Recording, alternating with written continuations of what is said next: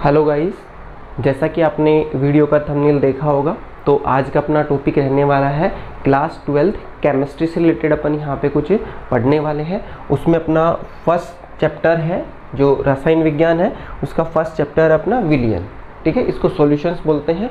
तो इस चैप्टर्स के बारे में अपन को डिटेल्स में पढ़ना है। फर्स्टली तो अपन को ये पता होना चाहिए जो अपना आरबीएससी बोर्ड है और सीबीएसई बोर्ड है उसमें कौन कौन से टॉपिक इंक्लूड है इस चैप्टर्स के अंदर। तो पहले तो वो टॉपिकों का अपन को आइडिया होना चाहिए और उसके बाद में अब उन सभी टॉपिक्स को देखेंगे और उस टॉपिक्स को 1 बाय 1 करके क्या करेंगे, अपन फिनिश करेंगे और अपना चैप्टर फिनिश होगा, ठीक है। तो फर्स्टली अपन उन टॉपिक्स की बात कर लेते हैं, कौन कौन से टॉपिक्स अपन को इस चैप्टर में पढ़ने हैं। तो फर्स्ट जैसे चैप्टर का नाम क्या है, विलियन, तो अपन पढ़ेंगे विलियन का सामान्य परिचय। विलियन का सामान्य परिचय, ठीक है। बेसिक जो भी होगा विलियन क्या होता है उसके बारे में जानेंगे। इसके बाद में सेकंड टॉपिक अपना रहेगा विलियन का वर्गीकरण। क्या रहेगा, विलियन का वर्गीकरण। विलियन का वर्गीकरण, ठीक है। वर्गीकरण खत्म होने के बाद में अपन टॉपिक डिस्कस करेंगे इसमें जो अपना थर्ड टॉपिक रहेगा विलियन सांद्रता। क्या रहेगा, विलियन सांद्रता। और इसके बारे में आपने थोड़ा बहुत 11th में भी पढ़ा होगा जो क्या चीज़ें होती हैं विलियन की सांद्रता। जैसे विलियन की सांद्रता को रिप्रेजेंट करने के लिए कौन कौन से अपन टर्म यूज करते हैं उनके बारे में पढ़ेंगे। इसके बाद में अपन बात कर लेंगे, ये यहाँ तक टॉपिक विलियन की सांद्रता होने के बाद में इसके बाद में अपन विलीयता पढ़ेंगे, ठीक है, विलीयता।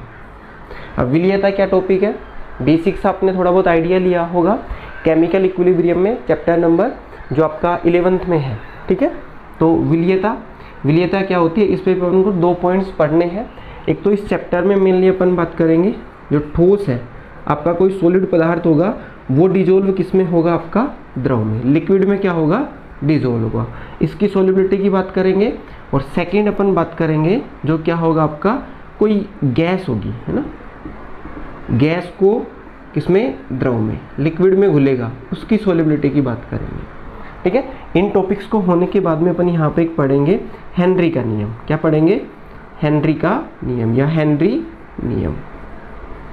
हेनरी नियम पढ़ना है, ये इम्पोर्टेंट नियम होगा, इससे बेसिकली छोटे क्वेश्चंस बनते हैं, उसको भी अपन जानेंगे। इसके बाद में हेनरी के नियम के बाद में हेनरी के नियम में ही होते हैं हेनरी के अनुप्रयोग वगैरह, वो सब यहाँ पे अपन डिस्कस कर लेंगे 1 बाय 1। और मेजरली आपको टॉपिक्स पता होने चाहिए कि चैप्टर में अपन क्या पढ़ेंगे। हेनरी नियम के बाद में अपन पढ़ेंगे वाष्प दाब। क्या पढ़ेंगे, वाष्प दाब। और वाष्प दाब पे ही बेसिस है आप एक नियम है राउल्ट का नियम। क्या पढ़ेंगे, राउल्ट का नियम। राउल्ट का नियम डिस्कस करना है।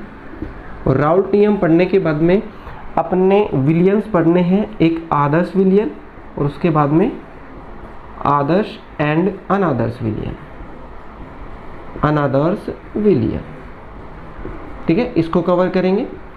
आदर्श और अनादर्श विलियन कवर होने के बाद में आगे चलेगा मोस्ट इम्पोर्टेंट टॉपिक रहेगा अपना, वो क्या है, अणु संख्या गुणधर्म। अणु संख्या गुणधर्म। अणु संख्या गुणधर्म पढ़ने हैं, ये भी आपके क्या होते हैं, 4 टाइप के हैं। तो अणु संख्या गुणधर्म ही इस चैप्टर का ये मान लो मेजर पार्ट रहने वाला है। बाकी तो बेसिकली तो आपने क्या पढ़ा है 11th में कवर किया है। अब अणु संख्या गुणधर्मों में क्या क्या पढ़ने हैं वो भी मैं बेसिक से आपको एक आइडिया दे देता हूँ। फर्स्ट जो है आपका वो आपको पढ़ना होगा, फर्स्ट अणु संख्या गुणधर्म में अपन पढ़ेंगे वाष्प दाब का आपेक्षिक अवनमन। वाष्प दाब का आपेक्षिक अवनमन, ठीक है, कौन सा टॉपिक रहेगा, हाँ, वाष्प दाब का आपेक्षिक अवनमन, ये भी अपन को कवर करना है। ये सारे इंपॉर्टेंट रहेंगे। सेकंड रहेगा इसमें क्वथनांक का उन्नयन या क्वथनांक उन्नयन। क्वथनांक उन्नयन, इन सभी टर्म के बारे में अपन जानेंगे क्या होता है क्या नहीं होता। क्वथनांक उन्नयन हो जाएगा। अब क्वथनांक उन्नयन के बाद में थर्ड पॉइंट अपन को हिमांक, ठीक है, ये टर्म अपन जान लेंगे, हिमांक क्या होता है, क्वथनांक क्या होता है, सारी चीजें। हिमांक का अवनमन। अवनमन का मतलब होता है डिक्रीमेंट, मतलब कमी होना, ठीक है, या फिर हिमांक अवनमन। और इसके बाद में लास्ट रहेगा अपना जो 4th पॉइंट अपन को डिस्कस करना पड़ेगा अणु संख्या गुणधर्म में, वो क्या रहेगा आपका परासरण दाब,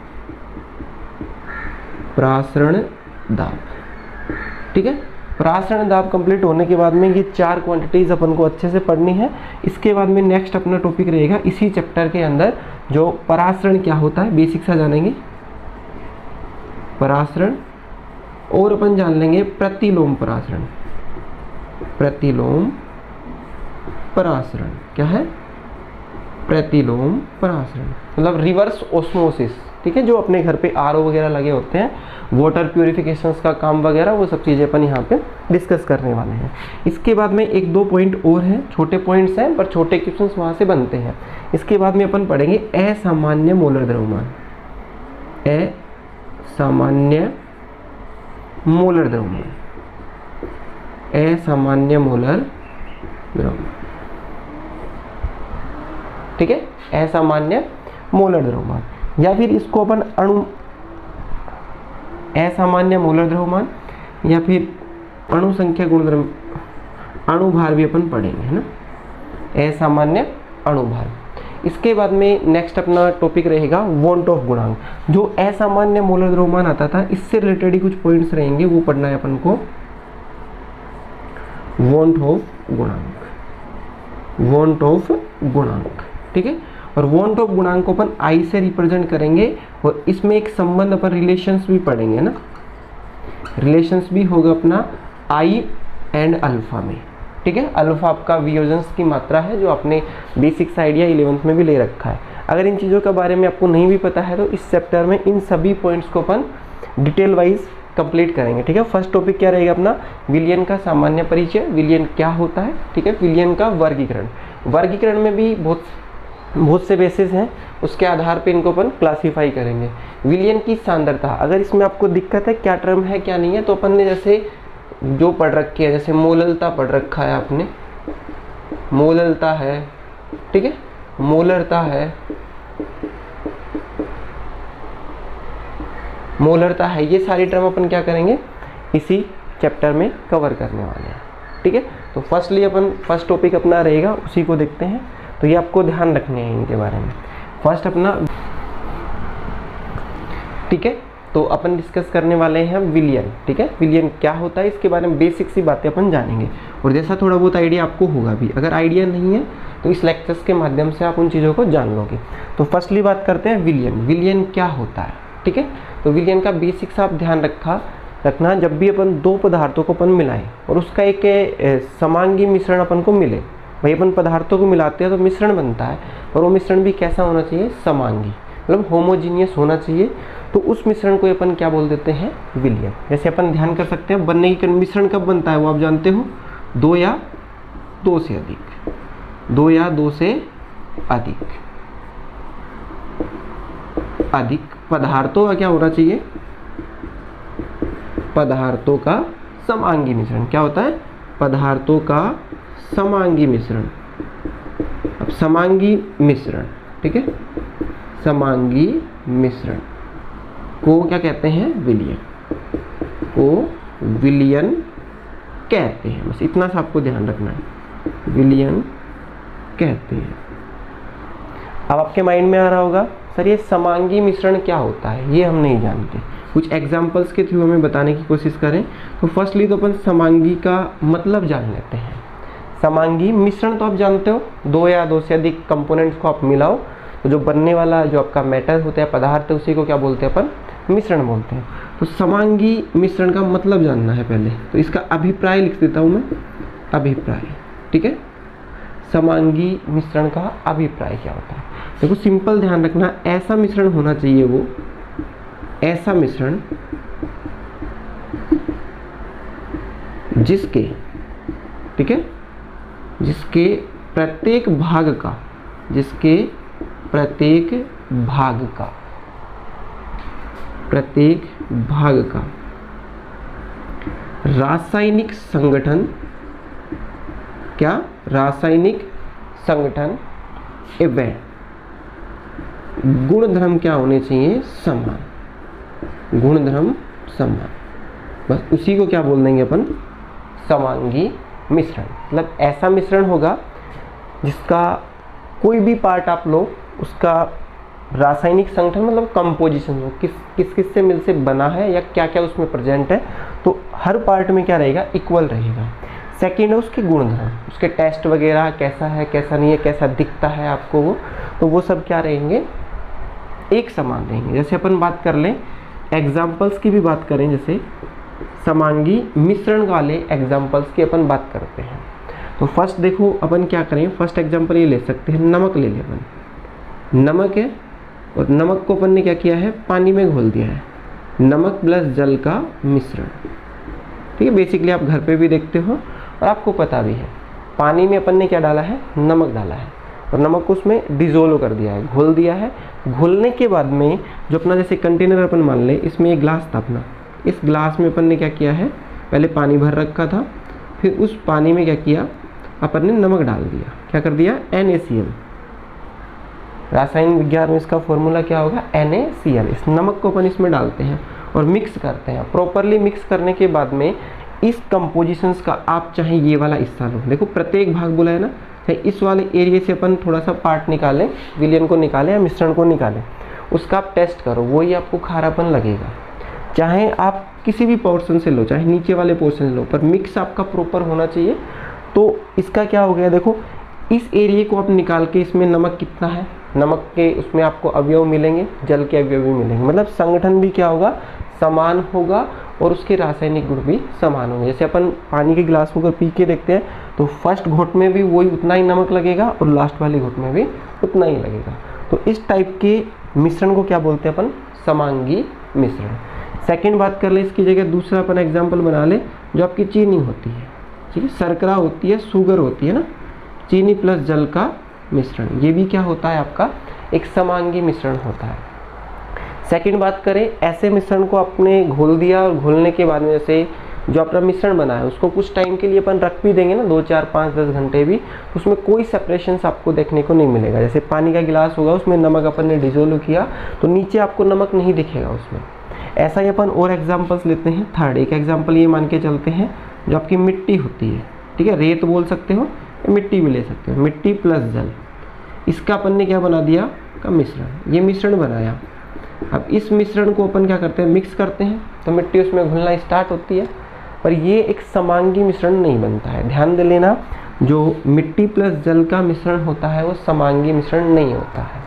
एक तो प्रॉपरली उसमें डिजोल्व नहीं होती है और कुछ टाइम के लिए अपन उसको रखें तो सेपरेशंस हो जाता है, मिट्टी अलग और पानी अलग हो जाता है, तो ऐसा नहीं होता है। डेली लाइफ यूजेस में भी आप देख सकते हो, जैसे अपनी चाय होती है, चाय बनाते हैं, चाय बनाने के बाद में उसको छलनी से अपन छान लेते हैं और छानने के बाद में कप में जो आपकी चाय आ जाती है वो अपन समझ सकते हैं वो किसका एग्जाम्पल है, आपके समांगी मिश्रण का। तो उसको अपन एक विलयन बोल सकते हैं, क्योंकि उसकी फर्स्ट घोट लो या लास्ट घोट लो सेम टेस्ट मिलेगा आपको, मीठापन सेम मिलेगा, चाय की कड़वाहट भी सेम मिलेगी। ऐसे ही अपन सेकेंड एक एग्जाम्पल्स डेली लाइफ में यूज करते हैं कि अगर राबड़ी का नाम सुना होगा आपने, ठीक है, तो उसमें प्रॉपरली आप देखना कि उसमें जो नीचे का पोर्शन होगा, जैसे ग्लास में लेते हैं तो नीचे वाला पोर्शन थोड़ा गाढ़ा होता है और ऊपर वाला पोर्शन थोड़ा पतला होता है, तो वो समांगी मिश्रण नहीं होता है। ठीक है, ध्यान देना, ऊपर कुछ अलग टेस्ट आता है और नीचे देखोगे तो कुछ अलग टेस्ट आएगा, तो वो आपका समांगी मिश्रण नहीं होता है।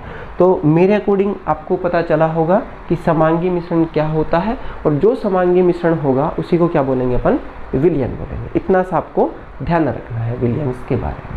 अब विलयन के बारे में कुछ पॉइंट्स आप और जान सकते हो, जैसे अपन एक पॉइंट लिखे, की पॉइंट बोल सकते हैं इसको, की पॉइंट है ना, देखो की पॉइंट। आपसे कोई एक टर्म बोलेगा कि विलयन की प्रावस्था कितनी होती है, ठीक है, तो इस पॉइंट को आपको ध्यान ही रखना है। ये क्या है, विलयन, विलयन की प्रावस्था, ठीक है, विलयन की प्रावस्था कितनी होती है। तो आप भी बेसिकली सोचो क्या हो सकती है, उस पर क्वेश्चंस आपका बनना लाजमी है, बन सकता है वो।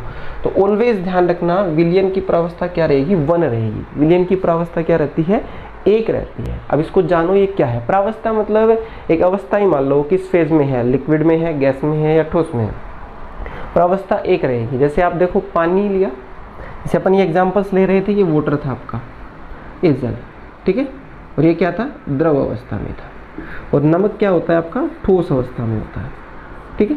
तो जैसे ही अपन देखो, एक प्रावस्था क्या है नमक की, ये पदार्थ है, ये ठोस है, दूसरा क्या है, द्रव है। दोनों को अपन ने मिक्स किया तो फाइनली जो आप गिलास में देखोगे एक ही प्रावस्था दिखेगी आपको।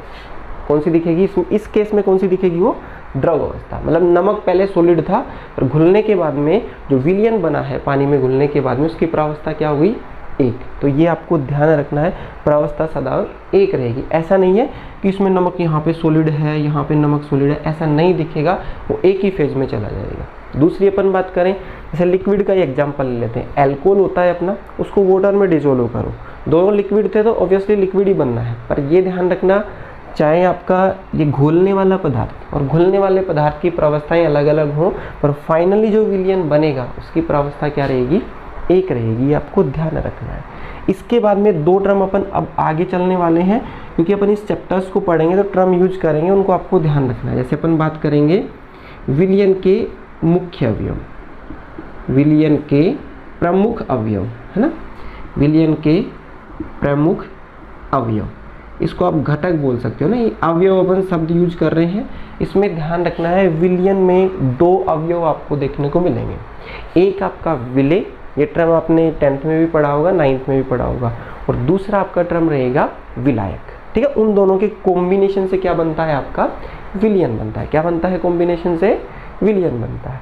तो दो अवयव हैं आपके, फर्स्ट एक तो क्या रहेगा, विलेय, ये सब जानेंगे अपन इस चैप्टर में, अभी बेसिक तभी तो स्टार्ट कर रहे हैं, विलेय। और दूसरा क्या रहेगा आपका, विलायक। क्या रहेगा, विलायक, विलेय रहेगा और दूसरा आपका विलायक। तो फर्स्टली अपन ऐसा लिख सकते हैं, जो ये विलयन है आपका, देखो क्या है, विलयन, इसको सॉल्यूशंस बोलते हैं। ये क्या हो सकता है आपका, इसमें क्या क्या कौन कौन से अवयव रहेंगे, एक तो विलेय रहेगा और दूसरा क्या रहेगा, विलायक। क्या रहेगा, विलायक। क्या रहेगा, विलेय और विलायक। अब इसके टर्म थोड़े से आपको इंग्लिश वाले टर्म भी पता होने चाहिए। जैसे विलयन का तो आपको पता ही है, क्या बोलते हैं, सॉल्यूशंस। क्या बोलते हैं, सॉल्यूशंस। क्या बोलेंगे, सॉल्यूशंस। अब विलय को आपको ध्यान रखना है, सॉल्यूट। तो हिंदी मीडियम वाले हैं या इंग्लिश मीडियम वाले हैं तो उनको ध्यान रखना है। जो हिंदी मीडियम वालों को ये शब्द भी ध्यान रखना है। कभी कभी क्या होता है कि सामने वाला अपन से सोल्यूट बोल दे तो अपन उस बात को समझ सके, है ना, तो सोल्यूट बोलते हैं।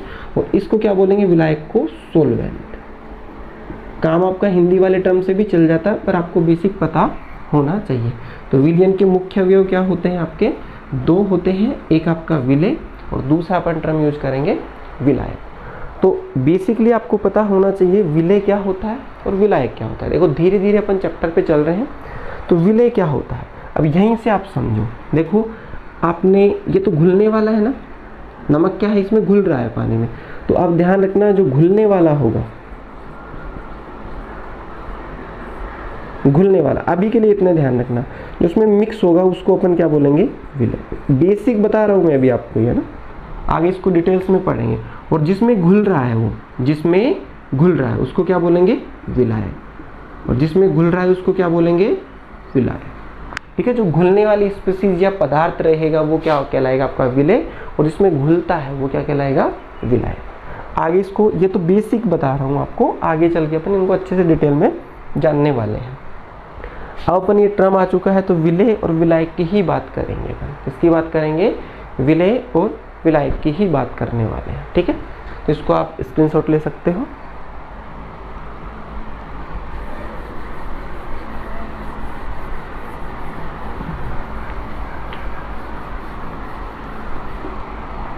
ठीक है, तो अब अपन देखते हैं विलेय और विलायक क्या होते हैं। तो हेडिंग अपनी क्या रहेगी, विलेय व विलायक, इसको अपन को जानना। क्या रहेगी हेडिंग, विलेय और विलायक। ठीक है, इसको अलग अलग टर्म पे अपन डिफाइन करेंगे, अलग बेसिस पे इनको अपन डिफाइन करते हुए चलेंगे। जैसे बेसिक आइडिया तो आपको होना चाहिए, जो घुलता है और जिसमें घुलता है। तो सबसे पहले अपन बात करेंगे मात्रा के आधार पे। ठीक है, मात्रा के आधार पर सबसे पहले टर्म रहेगा, किसके बेसिस पे देखेंगे अपन, मात्रा के आधार पर। और आपको कोई कुछ ना बोले तो आपको बेसिकली इसी बेसिस पे आपको विलेय और विलायक को डिफाइन करना होता है। ठीक है, तो देखो मात्रा के आधार पे अब आप ऐसे बोल सकते हो कि जो आपका विलयन है, देखो बेसिक अपन ने विलयन बनाया, विलयन, और विलयन में क्या है, जो अल्प मात्रा में पदार्थ है, अल्प मात्रा में, विलियन में जैसे नमक था, नमक अपन ये मान लें कि 10 ग्राम है आपका, और यहाँ पे पानी अपन ले रखे हैं 90 ग्राम। तो इसमें मात्रा दिख रही है आपकी, किसकी मात्रा कम है? नमक की। तो जो अल्प मात्रा में होगा वो क्या कहलाएगा? आपका विलेय कहलाएगा। क्या कहलाएगा? विलेय। क्या कहलाएगा? विलेय। और विलियन में जो अधिक मात्रा में होगा, किसमें होगा? अधिक मात्रा में, या ये बोल सकते हो जो अधिक मात्रा में होगा, क्या होगा? अधिक मात्रा में, उसको अपन क्या बोलते हैं? विलायक। जैसा कि आपको दिख भी रहा होगा, अपन ने एग्जाम्पल्स लिया है इसमें। 90 ग्राम क्या है आपका? पानी। तो पानी क्या हो गया यहाँ पे? विलायक। इतना सा आपको ध्यान रखना है। डेफिनेशंस भी आप जानना चाहो तो लिख सकते हो, विलियन का वह अवयव जो अल्प मात्रा में उपस्थित होता है उसे क्या बोलते हैं? विलेय। या क्या बोलते हैं? सोल्यूट। फिर रिपीट कर रहा हूँ, विलियन का वह अवयव जो अल्प मात्रा में उपस्थित होता है उसे क्या बोलते हैं? विलेय। और जो अवयव अधिक मात्रा में उपस्थित होता है उसको क्या बोलते हैं? विलायक। जैसे अपन ने एग्जाम्पल से समझा, यहाँ पे नमक क्या है इस विलियन में? 10 ग्राम है, और जल क्या है? 90 ग्राम। तो नमक क्या हो गया आपका यहाँ पे? विलेय, और जल क्या हो गया आपका? विलायक। ऐसे ही मैं कुछ एक एग्जाम्पल्स के थ्रू आपको बताना चाहता हूँ, तो उसको आप चेक करना एक बार। जैसे अपन बात कर लें, ये मिश्रण ही था, इसी में अपन देखें, मैं इसको ऐसे बोल दूँ, ये कुछ विलियन का एग्जाम्पल्स ले रहा हूँ, उसमें नमक है आपका ये NaCl, नमक ही मान लो, या कोई भी आप पदार्थ मान लो, पदार्थ A है, उसको मिक्स कर रहे हैं B में, ये B है, AB को अपन ने मिक्स किया, और मिक्स करने के बाद में आपका AB बन गया। ठीक है, यहाँ पे इसकी स्टेट, भौतिक अवस्था ये मान लो कि ये आपका सॉलिड था, A जो पदार्थ ले रहे हो वो क्या है आपका? सॉलिड, और B क्या है आपका? लिक्विड। क्या बन गया? द्रव। दोनों को अपन ने मिक्स किया, और फाइनली जो अपना विलियन बन रहा है, विलियन क्या बन रहा है? विलियन। ये बन रहा है आपका द्रव, मतलब लिक्विड है ये। ठीक है, और यहाँ पे मैं क्वांटिटी लिख देता हूँ, इसकी क्वांटिटी है आपकी 60 ग्राम, और इसकी क्वांटिटी मान लेते हैं अपन 50 ग्राम, लगभग अपन आइडिया लेके चल रहे हैं। ठीक है, तो यहाँ पे आप इसके बेसिस पे, मात्रा के आधार पे अगर आप डिफाइन करना चाहोगे तो उसके बेसिस पे तो ये क्या क्या आना चाहिए आपका? विलायक। क्या आना चाहिए? विलायक। और इसके बेसिस पे ये क्या आना चाहिए? कम मात्रा में है तो ये क्या होना चाहिए? विलेय। क्या होना चाहिए? विलेय। पर ये आपके क्या है? रोंग है, ये क्या है? गलत है। तो ऐसी गलतियों से बचने के लिए अपन एक आधार और देखते हैं। वो कौन सा आधार है?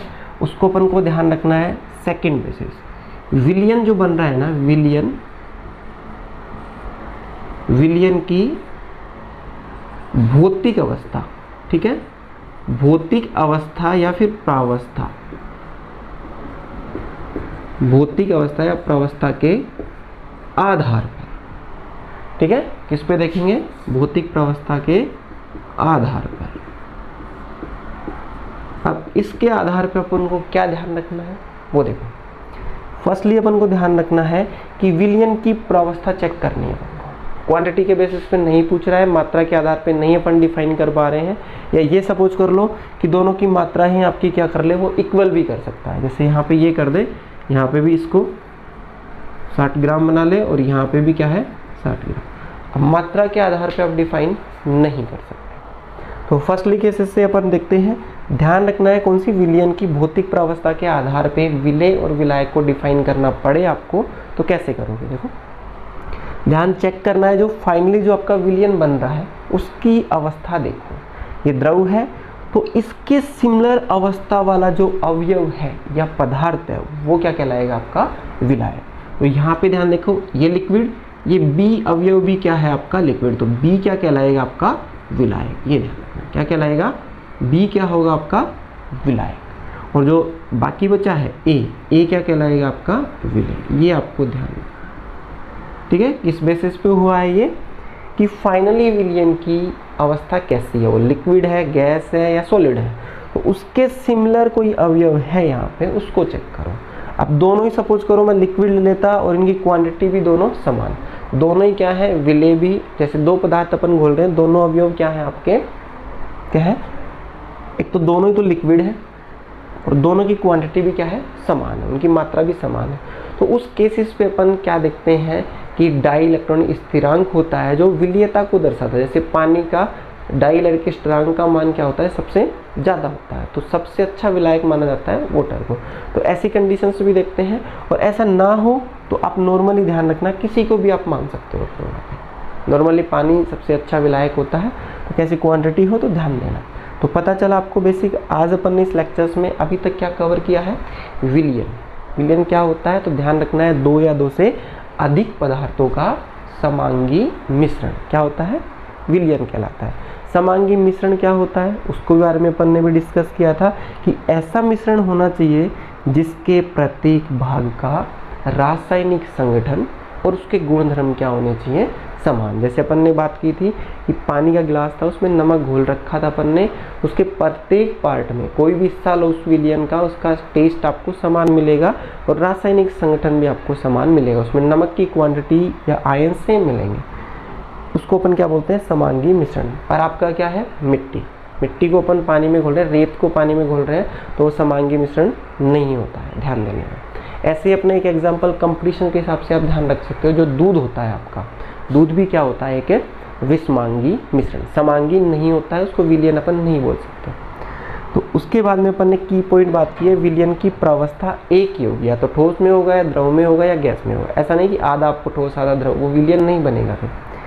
उसके बाद में बात कर लेते हैं अपन विलेय और विलायक। विलयन के प्रमुख अवयव क्या होते हैं, 2 होते हैं, एक विलेय होगा, एक क्या होगा आपका विलायक। इसमें अपन बात करते हैं विलयन बनता किन से है, विलेय और विलायक को मिलाने से, मिक्स करने से, और वो भी समांगी मिश्रण बनना चाहिए। इसके बाद में विलेय और विलायक के बारे में अपन ने जाना है, तो वो क्या क्या थे देखो यहाँ पे अपन ने डिस्कस किया है। मात्रा के आधार पे, बेसिक तो आप ध्यान रखो, जो जिसमें घुलता है, घुलने वाला विलेय और घोलने वाला विलायक। ऐसे ही मात्रा के आधार पे बात करें, विलयन का वह अवयव जो उसमें अल्प मात्रा में उपस्थित होता है उसे क्या बोलते हैं, विलेय बोलते हैं। ऐसे ही अपन बात करें, विलयन का वह अवयव जो अधिक मात्रा में उपस्थित होता है उसे क्या बोलते हैं, विलायक। ये टर्म दोनों ध्यान रखने हैं, सोल्यूट, सोल्वेंट और लास्टली आपका सॉल्यूशंस। फिर बात कर ले, कुछ ऐसा केस बन जाए तो उसमें अपन ने देखा विलयन की भौतिक प्रावस्था या अवस्था के आधार पे विलेय और विलायक का वर्गीकरण। तो ध्यान रखना है, विलयन की अवस्था चेक करो, जैसी अवस्था आ रही है उसके सिमिलर कोई अवयव प्रेजेंट है या नहीं है। अगर प्रेजेंट है तो वही क्या कहलाएगा, आपका विलायक कहलाएगा। यहाँ पे मात्रा डिफाइन नहीं होगी, ध्यान में लेना है। और दोनों का जैसे अवस्था भी समान हो, क्वांटिटी भी समान दे रखी हो, तो किसी को भी आप विलायक और विलेय मान सकते हो। पर यहाँ पे अपन डाइइलेक्ट्रिक स्थिरांक एक वैल्यू होती है, उसको चेक करते हैं, वो विलायक के गुण को बताती है, कौन कितना बेटर विलायक होगा। तो ये चीज़ें अपन ने यहाँ पे डिस्कस की है। अब इसके बाद में आपका एक छोटा सा एनसीईआरटी में 2 टर्म दे रखे हैं विलयन के टाइप्स, मतलब वो भी क्या है, उसके जो अवयव हैं उनके संख्या के आधार पे, ठीक है। तो उनको मैं यहाँ पे थोड़ा सा बता देते हैं, फिर बाद में अपन नेक्स्ट लेक्चर्स में देखेंगे, पहले इनको आप जान लो। तो फर्स्ट आपके टर्म दे रखा है, फर्स्ट ये है द्विअंगी विलयन। क्या दे रखा है, द्विअंगी विलयन। क्या है, द्विअंगी विलयन, ठीक है। इसको इंग्लिश में बोलते हैं बाइनरी सॉल्यूशंस। क्या बोलेंगे, बाइनरी सॉल्यूशंस, ये आपको ध्यान रखना। एक दूसरा दे रखा है आपका त्रिअंगी विलयन। क्या है, त्रिअंगी विलयन, त्रिअंगी विलयन, इसको बोलते हैं टर्सरी सॉल्यूशंस। बेसिक सा बस आपको मीनिंग पता होना चाहिए, इनका मतलब। देखो शब्द को आप देखोगे, द्विअंगी मतलब ऐसा विलयन जिसमें 2 अंग हो, मतलब 2 अवयव हो, ठीक है, केवल 2 अवयव हो। त्रिअंगी विलयन, इसमें विलयन है उसके कितने हिस्से होने चाहिए आपके, 3, त्रिअंगी। तो द्विअंगी विलयन, बाइनरी सॉल्यूशंस, इसमें सिंपल सा ध्यान रखना है, आपका विलेय क्या होगा, एक तो क्या हो इसमें विलेय, एक अवयव विलेय हो गया, दूसरा क्या होना चाहिए, विलायक। तो 2 अवयव होंगे विलायक। तो सिंपल आप बोल सकते हो ऐसा विलयन जिसमें 2 अवयव उपस्थित हो, जैसे एक विलेय होगा और दूसरा क्या होगा, विलायक होगा। संख्या में विलेय क्या होगा, 1, और विलायक भी क्या होगा, 1। जैसे अपन बात कर ले, एग्जाम्पल्स की बात करें तो यहाँ पे अपन इसको जान सकते हैं एग्जाम्पल्स में। जैसे आपका नमक, नमक प्लस वाटर, तो देखो एक विलायक और एक क्या हो गया आपका, विलेय हो गया, और 2 ही अवयव हैं, ध्यान रखना। ऐसे ही त्रिअंगी विलयन, वह विलयन जिसमें तीन अवयव उपस्थित हो। यहाँ पे ध्यान रखना है, दो तो क्या होंगे, विलेय। क्या होंगे, दो तो विलेय और आपका विलायक एक रहेगा। विलायक क्या रहेगा, एक। अब किसी के माइंड में आ रहा हो सर ऐसा नहीं हो सकता, अपन ऐसा भी कर सकते हैं कि एक तो क्या कर दे, विलेय। क्या कर दे, एक विलेय, और क्या कर दे, दो विलायक। क्या कर दे, दो विलायक। तो ऐसा आपको ध्यान रखना है। ये आपका पॉइंट क्या हो गया, ये वाले पॉइंट ये नहीं लिख सकते आप, ये क्या है, गलत है। ध्यान रखना। ऐसा क्यों सर, तो इसका रीजंस भी आप जान सकते हो कि की पॉइंट में ही आप ऐड कर सकते हो इस पॉइंट को। तो जो विलायक होता है ना, विलियन में विलायक, ध्यान दे लेना, सदैव क्या होगा, सदैव एक रहेगा। ये आपको ध्यान रखना है कि विलियन की प्रावस्था सदैव क्या होती है, एक। और दूसरा पॉइंट, विलियन में विलायक सदैव एक ही रहेगा, विलेय की संख्या ज़्यादा हो सकती है। तो यहाँ पे अपन एग्जाम्पल्स की बात करें, देखो नमक प्लस शुगर घोल दें, ग्लूकोज घोल दो आप, C6H12, या ऐसे सिंपल लिख लो आप नमक। ऐसे मिश्रण बना दो आप, नमक चीनी प्लस वाटर। नींबू पानी बनाते हो आप, वो भी क्या है आपका एक, उसमें भी देखो नमक भी डालते हैं, चीनी भी डालते हैं, पानी भी होता है, और साथ साथ में वहाँ पे नींबू का रस भी होता है। ठीक है, तो ऐसे तीन कंपोजिशन हो जहाँ पे, पर अपने जो डिटेल्स में पढ़ना है वो क्या है आपका, द्विअंगी विलयन। तो ये आपका बेसिक विलयन का परिचय था। ये थोड़ी बहुत टर्मिनोलॉजी थी, इन शब्दावली को आपको जानना है। नेक्स्ट लेक्चर्स में अपन डिस्कस करने वाले हैं विलयन का वर्गीकरण। ठीक है, सो इसका आप चाहो तो स्क्रीनशॉट ले सकते हो। सो